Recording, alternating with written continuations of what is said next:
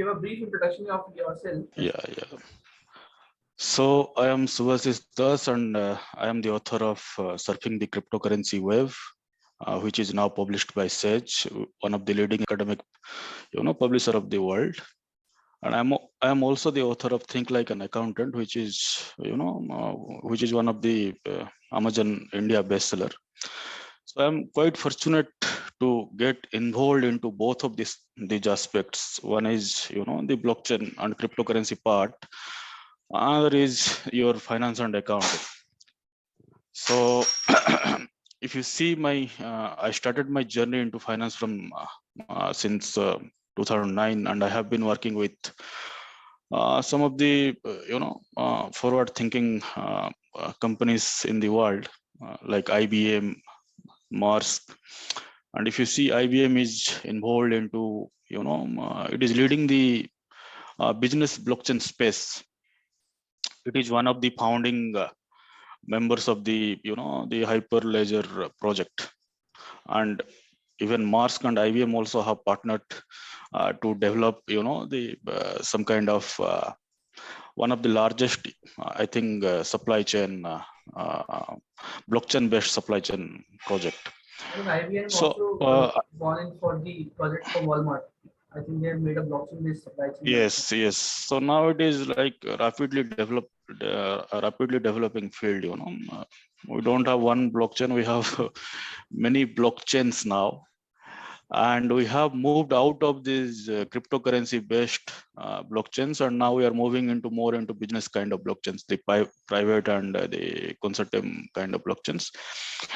So in March, I had a chance to discuss these projects with my colleagues. And I am also a active trader into the cryptocurrency space. So I have been investigating into and researching into this field from last 5 to 6 years. And based on that research only, I have written a book because what I have seen, the general public, they are not aware about because they think it is a very complex subject that it is beyond their understanding, and they can just take the help of the YouTube videos and tips from the experts and the so-called experts, and they can trade. But if you see from the last October, the cryptocurrency market, it has been crashed actually around 70%, right? So there is a huge loss of wealth in the public domain. So my idea was to develop some kind of educational materials for the general public and my already existing community of readers and students.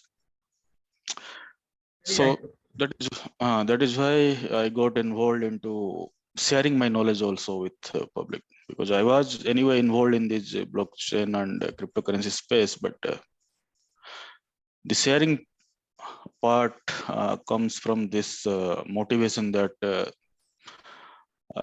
specifically our Indian public, they should they should be aware about this new kind of development which is taking place in the financial domain, and we can see many other domains as well going forward. So with that, I can observe you have a perfect understanding from the side of accounting as well as in the area of blockchain. So I am also a cost and management accountant from Institute of Cost Accountant of India. I'm also a member of SIPA UK. Okay. And I'm also a blockchain expert and a certified Bitcoin professional, also a certified Six Sigma black belt. Okay. So I have a little bit, you can say that I have expertise in both of these fields. That is the reason we have chosen you for this interview. And with that, we'll start with the first question, given the time constraint. Sir, what does triple entry accounting mean to you? What does it mean to you? Triple entry accounting. What thoughts? Yes, to understand the triple entry accounting, first let's just quickly go through what is accounting. So accounting is basically two things. It is a measurement tool and it is also a tool to provide accountability. Okay. So as a measurement tool in accounting, we are concerned with tracking our wealth and how our wealth changes over a period of time. Right. So suppose I start with some capital, let's say $10,000, and after a month I see that it becomes 11,000. So accounting is a tool that will help me to track how this 1,000 increase in my capital come to place, right? That might be a profit, that might whatever financial transaction I have done it. Okay, so another aspect is the accountability. The accountability part will come a little bit later. But if you see, the accounting is one of the oldest professions in the world. So it started from, I think, maybe before 10,000 years in Mesopotamia. So after that, for 8,000 years nearly until the 1400s, it was single entry accounting system. The single entry accounting system is nothing but tracking a list of your financial transactions.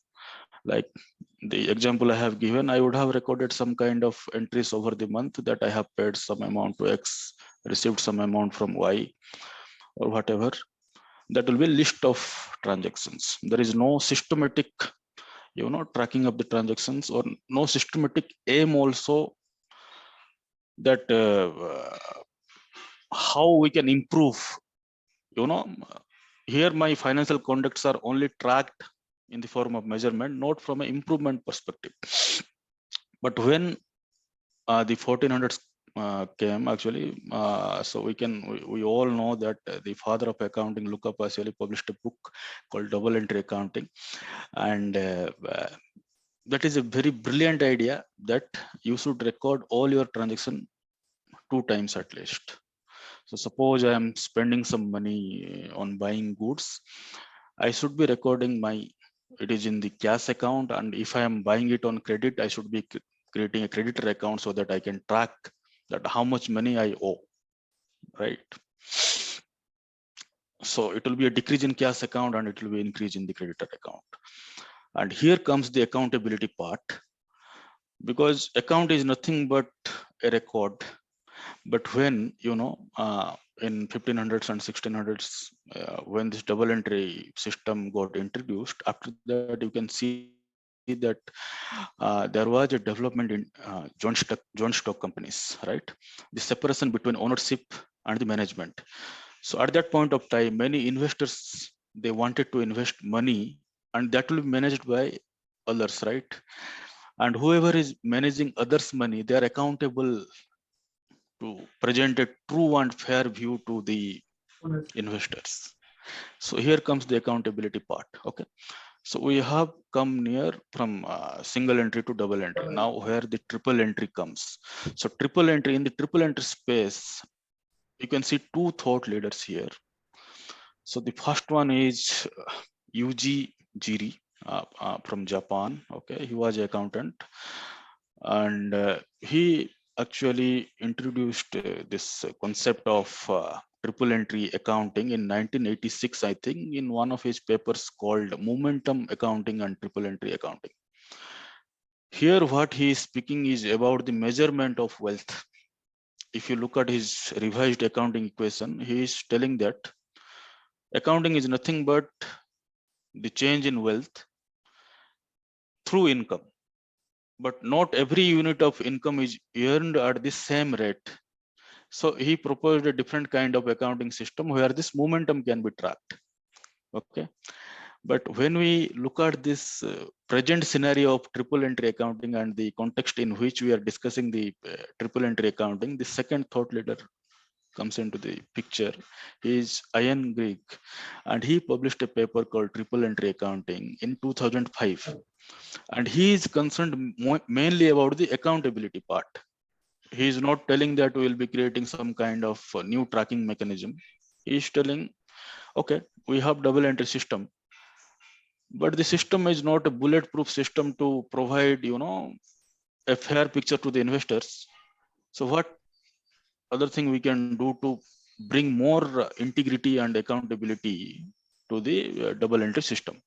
So what he proposed, that all kind of third party transactions, like my account receivables and my account payables, my buying and selling of goods, which deals with the buyers and sellers and the third parties like lenders and borrowers also, those transactions should be managed by a third entity.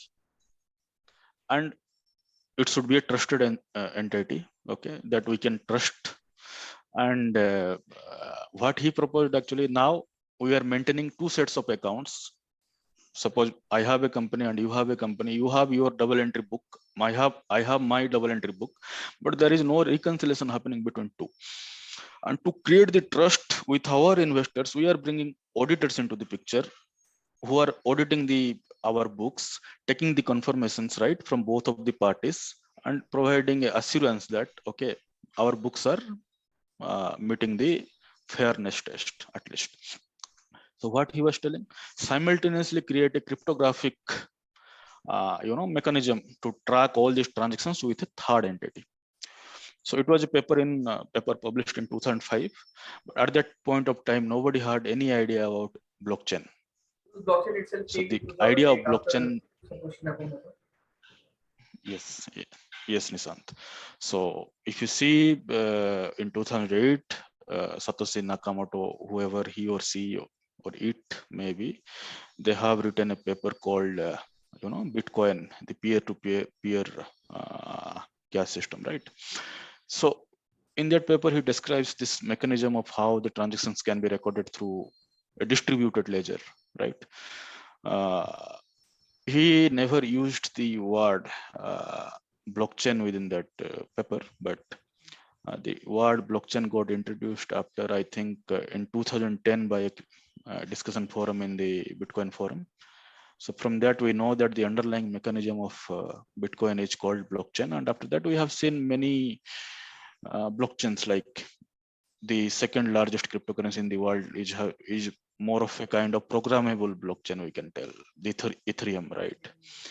So we'll discuss more about that. So this is a brief introduction about triple entry accounting. What does it mean? It means more accountability for the stakeholders. It means creating more integrity into the system, because the wealth is not, I'm not a sole proprietor now, because the global corporations, they are managed by others, right? So the trust should come. And if you look at, I have also written a book called How to Spot Accounting Frauds.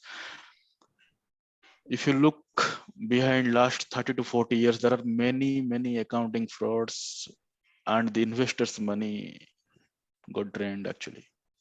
You can take example of Enron. I'll come back to Satyam in one of the discussions.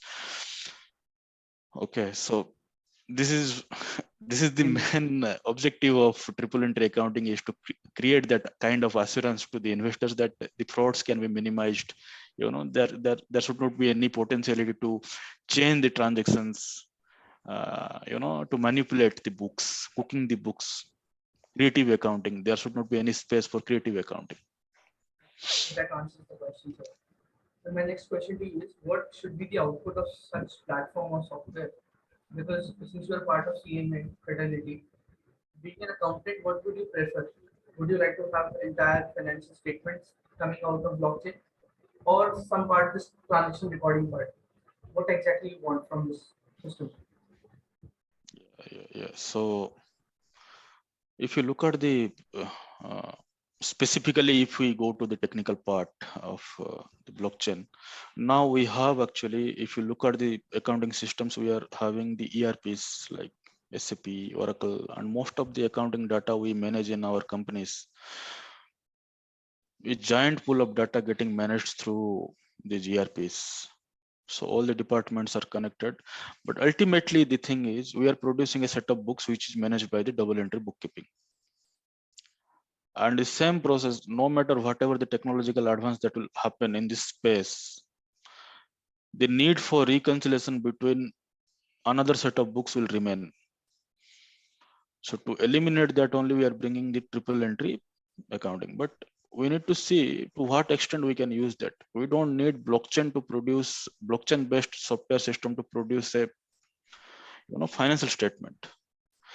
Because let me clarify you one thing here, actually, the triple entry is not an entry in the book, but it is just, we are saving documentary evidence within the blockchain.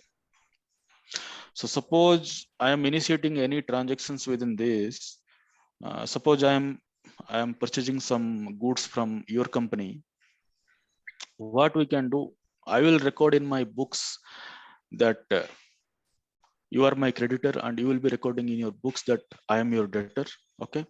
But these two, when the auditor will come to audit, he needs to take confirmation. Your auditor will be taking confirmation from me and mine will be from yours.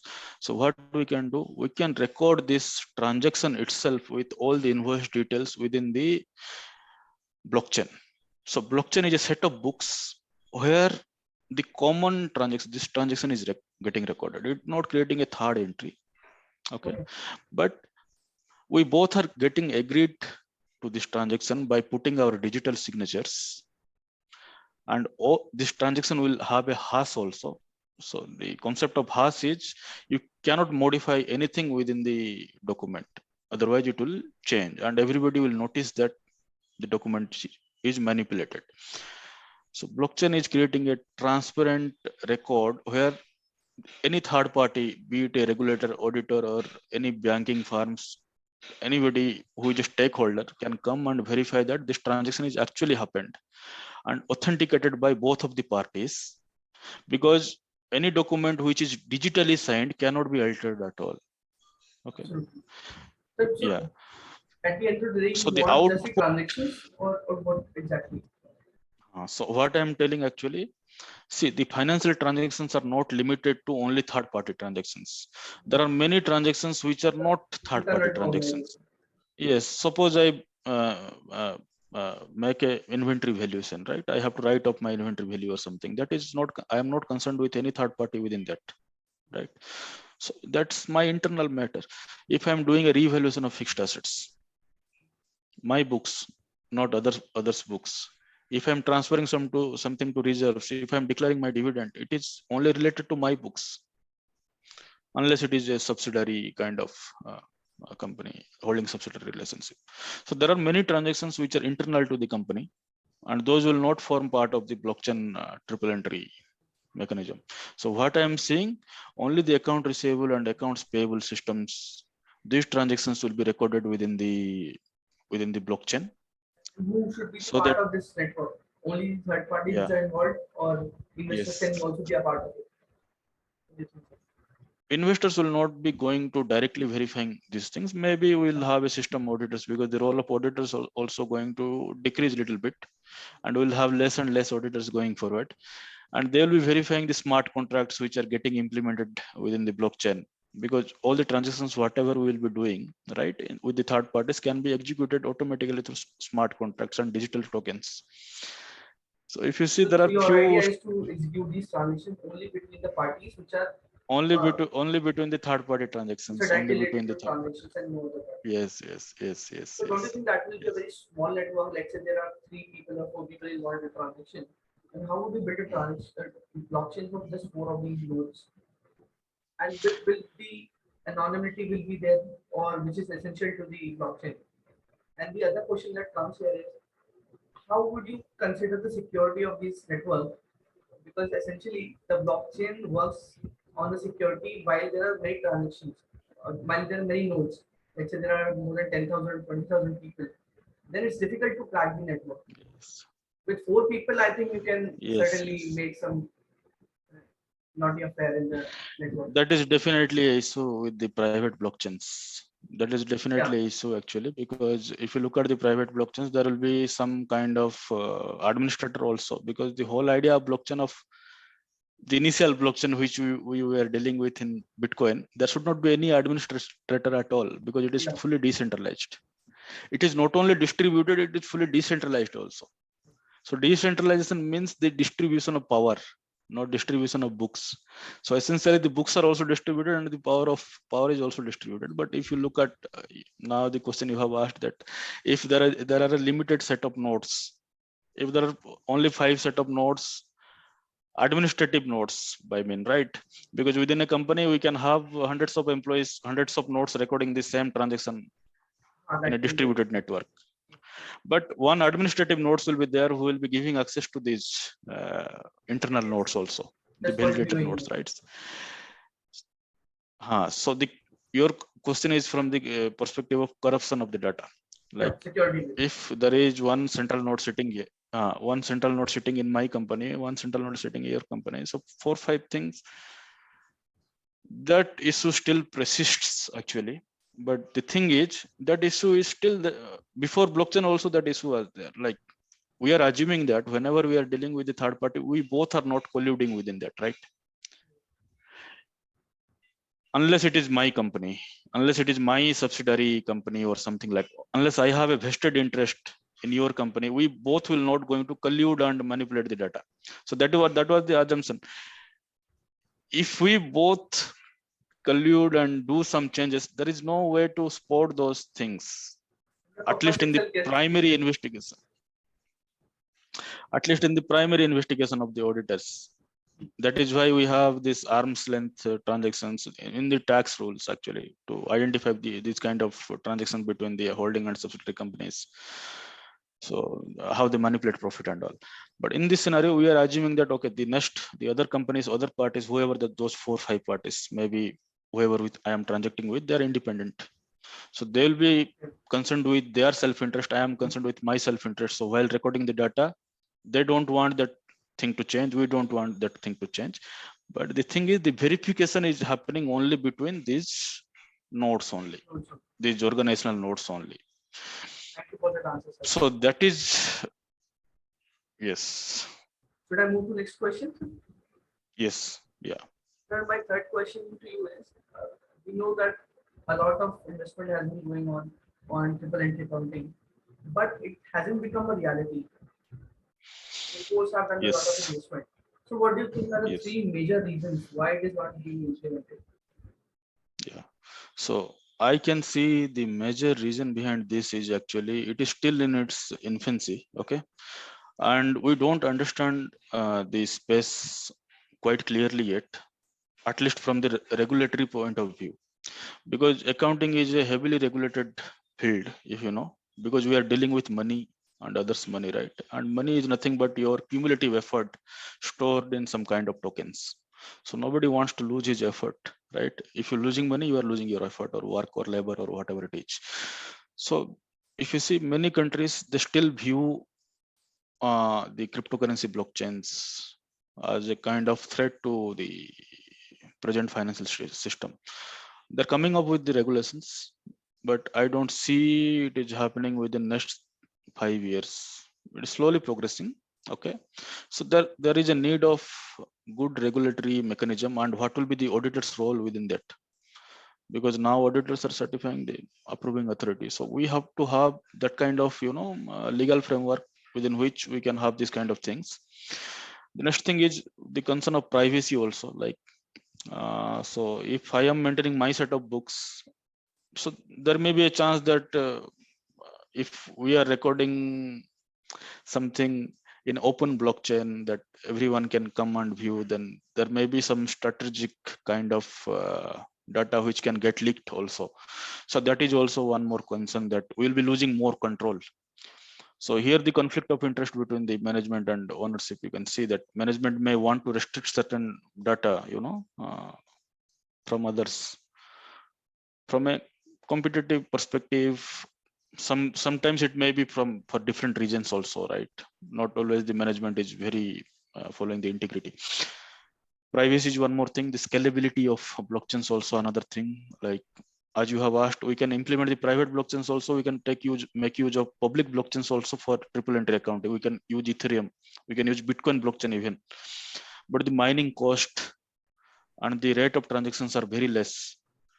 And to record one transactions, we need to pay certain Ethereum to do that. That may be very costly That's it. to implement also. Yes, because the transaction cost was very less before. When Satoshi introduced the system, he was thinking of doing this as micro transactions. The Bitcoin should enable micro transactions, so the transaction fees will be very less. But now it is not a reality. So now transaction fees are very high. We cannot do micro transactions there actually. Scalability is another issue. And the technological requirements also, like how we will be integrating our present SAP or Oracle or whatever ERP systems we are having with the blockchain to develop one integrated system. So that is also a challenge, and not every organization can agree to follow a common platform.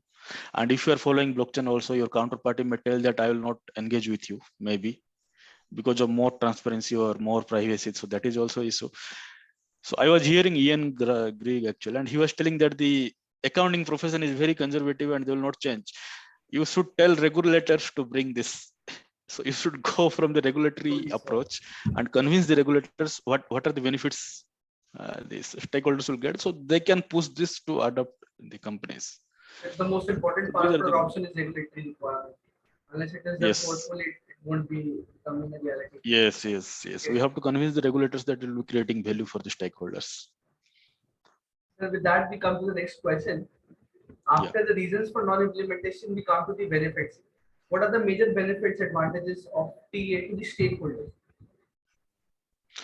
yeah, yeah. So the major benefit, only one major benefit is there, that it will bring accountability to the financial statements. So whatever, if I am investing in in some company, I want that its financial statements to be true. Whatever it is showing as true. So let me give you an example of Satyam here actually. So when you see the transactions happening now and the present mechanism of our checks and balances, we trust on auditors, the internal auditors and the external auditors. But in case of Satyam, what they have done, they have created 7,500 fake invoices and generated a revenue of $900 million. So that was a fraud around $1.4 billion actually. And they went on to create a whole internal system to internal software to generate these fake invoices. They even forged the bank statements. So if you look at their bank statements, it will be there, and the auditors also colluding with them. So if you look at their balance sheet, suppose I am an investor, I am thinking that okay, Satyam is the next great company in 2007 maybe, who will be the leader in the technological space in the India, you know. It got many awards also, like I don't remember that award, but Ramling Raju and his company. So I put my substantial amount of money, suppose, in Satyam, based on the financial statements whatever I am seeing, because he was reporting around $2,500 million or something revenue, but it was not there at all. So based on their revenue growth and asset, I am investing. But the next year only, I came to see that all these are fake.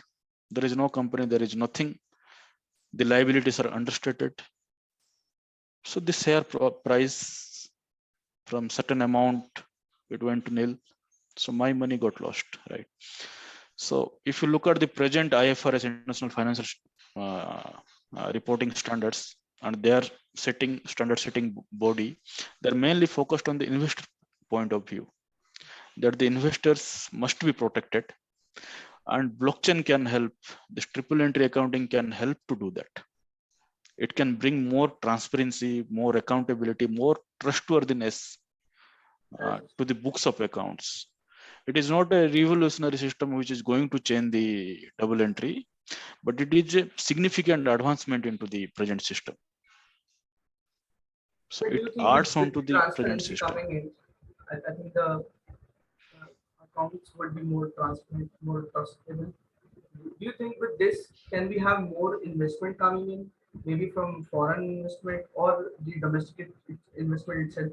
Because people might prefer to invest somewhere which is a very reliable source of investment with Exactly. blockchain So and records. at first glance, we can see that there is no doubt that if the company's books are more trustworthy, more transparent, I am going to invest in that. But to bring that into the order is very difficult. Now, if you look at the governments, what are the initiatives they are taking into this? Their focus is now not on accounting part, more on the cryptocurrency kind of part, how to regulate that and all. But they have to think about this, and they have to set a standard setting body or whoever it is, like here in ICAI. So they have to tell that, okay, bring some mechanism where this kind of accounting process can be there, you know. And it is not just about the regulators, it is also about the innovators and startup founders, right? You're correct. It is a mutual coordination between, it is a very dynamic and complex environment, because we are changing the, you know, the status quo of previous 500 years. It is not a small thing actually, and many people at this point doesn't realize what is happening, but it is going to happen. Right. And definitely it will improve the FDI. Definitely it is going to improve the investment space, because I am assured that whatever I am saying is true, right? At least a major part of the balance sheet. Absolutely. So, Yes. thank you. And with that, we'll go to the next question. Question to you is, which is already Yes. stated in between, that is there a conflict between management and stakeholders while the implementation of PA is being addressed? Yes. The thing is actually, the aim of management is to increase the wealth of the owners and the shareholders. But the way they are doing this may be different. They want that autonomy within their space, right? So we don't see that the shareholders and the stakeholders, they go and interfere with the day-to-day management of the management, right? Because we have provided them the autonomy and the trust that they will be carrying out their duty properly. So when it comes to the blockchain, there may be a chance that any stakeholder can go and verify whatever the management is doing, right? From the transactions, it can infer that, okay, what is happening. So there may be a possibility of conflict of interest in the space of working, in the space of how management is carrying out its activities, right? There may be some disagreements. Suppose we have created a triple entry accounting system on Ethereum, which is fully open, okay, to some of the stakeholders, right? Suppose majority shareholders, right? They can go and verify, and they can see that why you are doing the transaction with this third party only and this price only. It can be a better price also. So there be managerial decisions are based on the managerial expertise, which the investors may lack, right? But they may come up with their views because they are the owners. So there may be a chance of conflict of interest, but that can be avoided. That can be avoided with proper policies, and by explaining that the roles and the responsibilities of each party. Yeah. Giving a clarity and explanation of what they're doing might help curb out these miscommunications. Exactly. Yes. Thank you, sir. Moving on to the next question, sir. What do you think how do you think can triple entry bring in transparency? Can it bring transparency or not? If yes, if no, why? I think you have already answered that, but still just following the questions. I think we have already discussed on this, that the triple entry accounting is mainly about the transparency and trust. So both are little bit different. If you see, the transparency is more about what we are showing to the world. Trust is more about how we are carrying out our own duties, right? So the transparency, definitely it will increase, but there will be certain limits which may be placed so that the strategic and competitive data should not be leaked to everyone. But definitely the trust, it is going to increase, because the blockchain is not just a one set of book, it is a distributed set of books, and it is very difficult to tamper with once implemented properly. Yeah. Would you like to implement this TEA in your organization? Let's say you are an employee of that company. Would you like to implement it? Hmm. How would you feel about it? Yeah, definitely. The implementation is not going to be a one short kind of implementation. It will be a process over few years. So definitely, if I am an employee who is going to initiate this kind of implementation in my organization, then definitely I'll bring a proposal to my senior management to start at least a research wing on this, so that we can have sufficient research and development taking place in this field, you know, uh, For so going, that we need to we have can we can see what. Right, because in business everything is about benefit, costs and benefits, right? So if cost of implementing something is exceeds the benefit, then definitely we are not going to implement that. So that is why I'll propose a research committee who will evaluate these costs and benefits. I think the benefits are more, but in any kind of company, there should be evidence for what you are saying. Unless it is based on the numbers, it is not going to happen. But definitely, I'll try to bring this initiative within my company, so that Right. at least we can evaluate this What new thing, exactly this technology has because to by offer. evaluating only will, right, we can come to know that what kind of improvements we can do. Maybe it is costly now, maybe it is not feasible with the present set of technologies, maybe the integration is not, it can happen, right? We have that resource literature available with us. If we are starting with that, then we will be leading in this field. So I will recommend my company to implement, go Right. ahead with the uh, thinking, at least the plan of implementation. Yeah. At least one should try for this. Sir, do you think the cost is we were in the conversation and where you referred, cost is the biggest problem in this because Ethereum gas price is really high. According to transition, at times is very costly. Do you think with new blockchain developments coming in this cost would go down? Can you see that happening in This next few years? costs could go down. Yes, it could go down, because if you see the lightning network concept of Bitcoin also, that we don't have to keep all the transactions in the main blockchain, we can have side chains. Okay. So there are many concepts getting evolved, which is trying to bring this the transaction speed also and the transaction cost also. So definitely I am thinking that in the next few years, because it is a very dynamic environment we are in now. So definitely next few years we'll be seeing the reduction in cost, and many companies will be taking benefit of this triple entry accounting. We'll see. Yeah, it will happen. Yeah, With that, we come to at the least from last the regulatory question. point of view, if it is post. Yeah. Then I'm coming to the last question. Yes. How do you see the future of triple entry after all this conversation? How do you see the future? I see. Yes.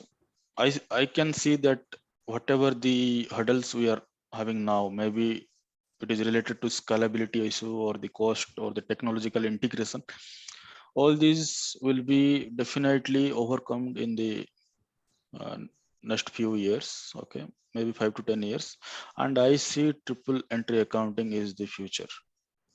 It is going to happen. And how many years would you Yes, predict for that? Maybe a short-term period. For I am thinking that it will be 10 years at least to see the things. so we are 5 to entering 10 this years, but discussion on most a probably positive 10 way. years. You are very positive about this technology, Yes, and that's a great thing. So I am. Yeah. we need people like you to actually help triple entry become a reality. So it's just a collective effort that brings in. Even I am also thinking to start a startup on triple entry accounting. So let's see how it will go in future. Yeah. Thank you. It was really great to interview you. Thank you for your time and effort. And, and anything else you would like to Thank you, Nishant. conclude with your final words, sir? No, I think you are doing a great job. I think, at MDI, right? Because at least the academia should start looking into this, because, you are the, what I can say, you are the guiding spirits of our, the academia only shows us the way most of the time by doing the actual research. So you have taken it onto your shoulders, So whoever it, is working it on won't this happen field, until blockchain practitioners and triple entry account. academics come together. It won't happen until you and people like Right. you, practitioners and academicians come together. So it's like Yes. bridging a gap in between, and that's what we're doing in this interview. Yes. So with that note, we'll end the Yes. recording. Thank you, sir. So it's Thank a you for mixture of, yeah. Thank you, Nisant. It's a great talk. Yeah. Thank you.